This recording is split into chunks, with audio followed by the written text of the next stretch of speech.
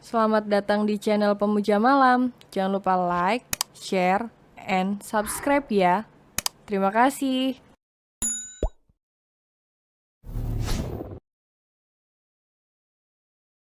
Chapter 9, terlihat imut tapi mematikan. Lano mengambil botol dari tangan Ara lalu meneguknya perlahan, membasahi kerongkongannya yang terasa kering sejak tadi. Saya rasa untuk hari ini sampai di sini saja, sebaiknya kita kembali. Lano berdiri setelah merasa cukup lihat perkembangan bangunan itu sejauh ini. Tapi Tuan Dylan bilang, kita harus kembali setelah para pekerja pulang, Tuan, ujar Ara. Dedi pasti hanya bercanda, tidak ada yang bisa kita lakukan di sini sampai sore, sebaiknya kita cari restoran saja. Kita bisa menunggu di sana sampai sore. Lano benar sudah tidak mau berlama-lama. Apa kalian butuh bantuan? Tanya Pak Burhan. Tidak usah, Pak. Kami akan langsung pulang setelah beristirahat, kata Ara sopan. Sedangkan Lano sudah berjalan menuju mobil setelah tersenyum sebentar pada Pak Burhan. Oh ya sudah, hati Tuan, Nona. Pak Burhan mengantar kepergian sang atasan. Iya, Pak, kami pamit dulu. Ara segera masuk ke dalam mobil setelah selesai berbasa-basi. Lano langsung melonggarkan dasinya di dalam mobil. Sedikit lebih nyaman saat ia berada di dalam mobil. Dasar manja, baru 2 jam berpanas, panasan sudah tidak tahan. Ara bergumam di dalam hati. Cepat jalan, suruh Lano. Siap, Tuan Muda. Ara melajukan mobil keluar dari lokasi konstruksi. Setelah beristirahat beberapa jam dan mengisi perut mereka, Ara dan Lano bermaksud kembali pulang. Matahari juga tampak mulai tenggelam. Melewati jalan raya beraspal yang masih penuh hutan lebat di sebelah kiri dan kanan di pinggir jalan. Sungguh aroma yang sangat Ara rindukan. Gadis itu membuka sedikit jendela kaca mobil dan mengurangi kecepatan mobil. Namun sebuah mobil tiba menabrak mobil mereka dari belakang hingga menimbulkan bunyi sedikit keras dari arah belakang. Menghadapi hal itu tiba membuat Ara terpaksa menepi ke pinggir jalan. Memastikan mobil mewah milik majikannya tidak rusak parah. Anda tidak apa-apa, kan, Tuan? Sebelum keluar dari dalam mobil, Ara memastikan keadaan tuannya lebih dulu. Tidak, sebaiknya kita turun saja dulu. Anda di sini saja, Tuan. Biar saya yang turun. Ara keluar dari dalam mobil sembari menoleh bagian belakang mobil yang nampak tidak rusak parah karena benturan yang tidak terlalu keras. Tepat saat ia keluar, beberapa pria berbaju hitam juga keluar dari dalam mobil yang menabrak mobil Ara dan Lano. Ara menghentikan langkahnya saat ia mulai curiga dengan 5 pria yang nampaknya memiliki maksud lain. Sepertinya mereka sengaja menabrakkan mobilnya. Perasaan tidak enak mulai menyelimuti pikiran Arabella. Lano ikut turun dari mobil saat melihat 5 pria tak dikenal mendekati Ara. Apa ada masalah? Lano melirik Ara yang nampaknya sudah siap dengan situasi yang mungkin tidak pernah mereka bayangkan sebelumnya. Hai, Nona, maaf kami tidak sengaja menabrak mobil kalian. Salah satu pria menghampiri Ara dan Lano yang berdiri bersebelahan. Iya, tidak apa-apa, hanya sedikit lecet. Ara berusaha tetap tenang. Kami punya bengkel di daerah ini, Nona. Ayo ikutlah bersama kami akan mengganti kerusakan mobil kalian. Pria dengan tato di lengan itu menatap Ara dengan tatapan meneliti. Lano yang mengerti ada sesuatu yang tidak beres pada lelaki di hadapannya spontan menutup tubuh Arabella dengan tubuh tingginya. Ia berdiri tepat di depan Ara hingga gadis itu tak terlihat, bersembunyi di balik punggungnya. Tidak perlu, kami bisa menggantinya nanti, kata Lano sembari mendorong pelan tubuh Ara supaya Ara sebaiknya menunggu di dalam mobil saja. Anda sangat sombong sekali, Tuan. Lelaki itu memberi kode pada keempat temannya untuk segera beraksi. Sebelum Lano dan Ara masuk ke dalam mobil, salah satu pria melayangkan pukulan ke arah perut Lano. Lano tentu saja tak tinggal diam. Meskipun dia bukan penyandang gelar sabuk hitam dalam ilmu bela diri seperti Ara, tapi Lano tak akan tinggal diam jika ada yang berusaha melukainya. Dengan kaki jenjangnya Lano menendang tubuh pria yang memukulnya lebih dulu hingga pria tadi terpental dan jatuh ke aspal. Sedangkan Ara berusaha melawan tiga pria yang berusaha melecehkannya. Tak cukup dengan membanting tubuh para pria itu. Dengan keahlian yang tidak perlu diragukan lagi, Ara sukses melumpuhkan tiga pria yang berani menyentuh pundak dan pinggangnya tanpa izin. Akan aku patahkan tangan kalian semua, Ara berujar sembari memberi pukulan tanpa ampun pada ketiga pria itu. Bahkan tendangan berputar ia gunakan untuk memberikan efek jera pada salah satu pria yang berani menyentuhnya. Tepat mengenai bagian wajah si pria hingga sudut bibir pria itu mengeluarkan darah. Gigiku, ringis preman yang terkena tendangan maut Arabella. Bukan hanya gigi kalian yang hilang, nyawa kalian juga akan melayang di tanganku, ancam Ara berapi-api. Saat ia sudah berhasil melumpuhkan tiga pria yang bisa ia prediksi bahwa mereka hanya preman biasa. Ara langsung kembali fokus pada tuannya yang masih bergulat dengan dua preman lainnya.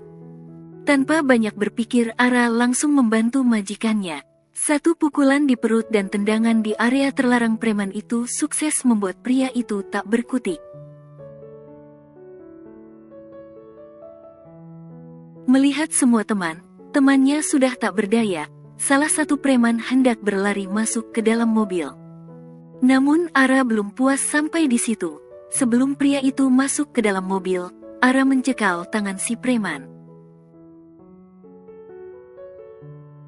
Beraninya kamu melukai tuanku? Pukulan bertubi-tubi di bagian perut dan wajah sukses membuat preman itu menyerah tanpa perlawanan lagi. Lano mengerjap mata dua kali, melihat aksi Arabella yang sungguh luar biasa baginya. Seharusnya dia terlahir sebagai seorang pria saja. Lano bergumam pelan sembari menggeleng kepala. Mau kita apakan mereka, Tuan? Ara masih betah menggenggam baju kaos lelaki yang sudah lemas di tangannya.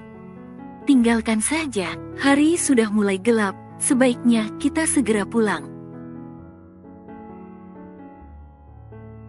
Lano berbalik badan menuju ke arah mobil. Kenapa tidak dibawa ke kantor polisi, Tuan? Mereka berbahaya. Ara menendang pria lemah tadi sebelum ikut masuk ke dalam mobil bersama Lano. Menghempas tubuh lelaki tadi begitu saja. Sementara preman lainnya tampak merangkak ke arah mobil mereka, memegang bagian tubuh yang terasa sakit karena pukulan dari gadis muda cantik yang terlihat imut tapi mematikan. Mereka sudah mendapat hukuman, biarkan saja.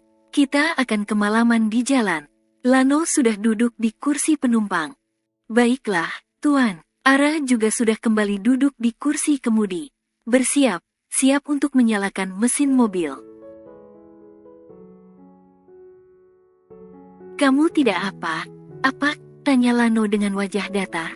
Ara menoleh ke belakang. Tidak, Tuan, saya baik. Baik saja. Bagaimana dengan Anda? Saya juga baik. Cepatlah jalan. Ini benar pengalaman yang menyenangkan. Ucap gadis itu terlihat senang. Apa dia gila? Apa berkelahi dan membuat orang babak belur menyenangkan untuknya? Dilano tak mampu lagi berkata, bahkan rasa nyeri di bagian perut dan pipinya yang terkena goresan kuku preman tadi seolah tak ingin ia permasalahkan lagi sekarang. Meringis seolah korban di depan gadis yang bahkan tertawa senang dengan kejadian menakutkan yang baru saja mereka alami.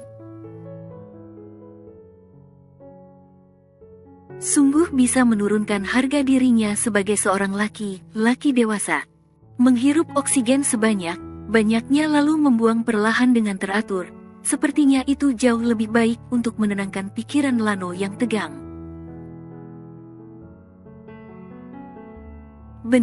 Benar bertolak belakang dengan sang asisten yang sama sekali tidak tertekan dengan kejadian pengeroyokan tadi. Kelima preman yang sudah mendapatkan rasa nyeri pada bagian tubuh masing-masing masuk ke dalam mobil mereka lalu segera melajukan kendaraan roda 4 itu dengan cepat. Telepon Tuan yang menyuruh kita melakukan ini. Katakan kalau kita sudah berhasil. Pemimpin preman berujar sembari menahan sakit di wajah dan punggung. Iya, bos. Sepertinya kita akan dapat uang banyak. Bukankah Tuan kaya itu bilang kita akan dapat uang sebanyak luka yang kita dapatkan? Sekarang kita sudah mendapatkan luka yang banyak, kan? Preman dengan rambut ikal sedikit meringis. Lumayan untuk membayar hutang kita pada rentenir, ucap sang pemimpin. Melihat mobil si preman suruhan kabur melewati mobil mereka, Ara langsung mengeluarkan komentar. Dasar preman tidak jelas, mau merampok tapi tak membawa senjata. Ara mengumpat para preman yang sengaja mengantar nyawa. Saya yakin niat mereka bukan merampok, Lano membetulkan kancing jasnya. Maksudnya, Tuan? Menurutku mereka tak sengaja menabrak, tapi saat melihatmu keluar dari mobil mereka langsung berniat jahat. Ara masih belum mengerti maksud arah ucapan sang bos. Namun berapa detik kemudian gadis itu memasang wajah sumringah. Apa karena saya cantik dan terlihat kaya? Tuan, Ara menoleh wajah Lano yang masih datar saja. Karena kamu terlihat seperti wanita yang lemah dan mudah dilumpuhkan. Tapi saat tahu mereka baru sadar kalau wajah dan sikap kamu sangat kontras. Ara tak jadi merasa di atas angin. Mulut Anda memang sangat berbisa, Tuan.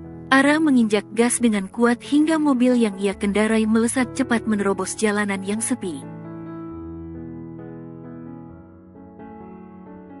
Gadis ini tak bisa terkontrol. Lano memegang dadanya, menahan kesabaran dalam menghadapi gadis berwajah imut tetapi berkelakuan bak singa jantan yang sedang mengemudikan mobilnya. Kurangi kecepatan, Ara, saya belum ingin mati. Kali ini Lano berkata dengan lemah lembut. Baiklah, Tuan, saya juga belum mau. Ara menahan senyum.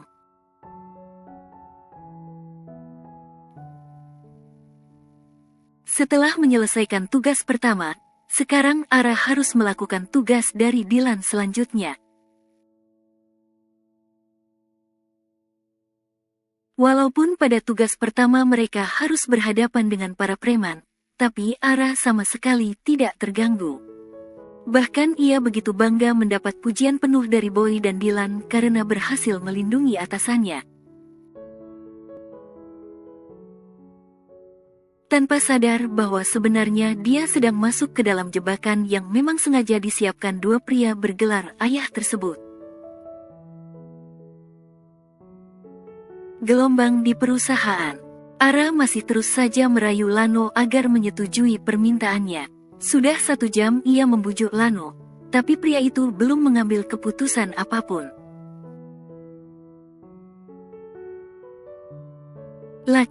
Laki itu seolah tuli saat sebuah gagasan terlontar dari mulut sang asisten yang pantang menyerah dalam memaksakan kehendaknya.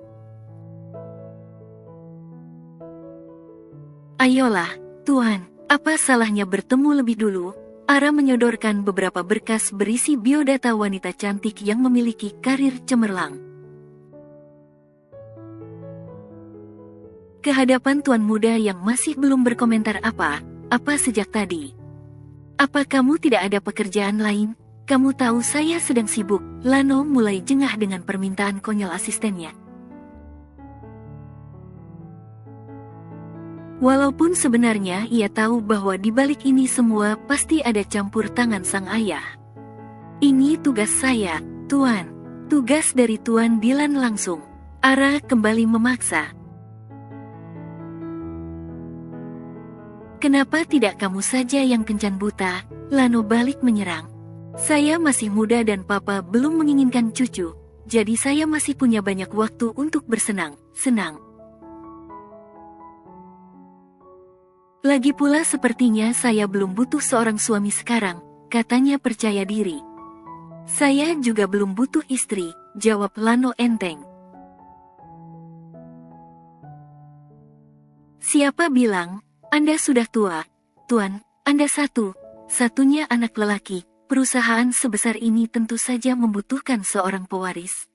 Gadis itu semakin menyudutkan bosnya. Saya masih punya 3 orang adik perempuan, mereka bisa memberi Dedi cucu kalau mau. Lano masih tidak terpancing. Cobalah Anda lihat dulu, Tuan. Ara kembali meletakkan selembar biodata salah satu perempuan pilihannya. Bersambung.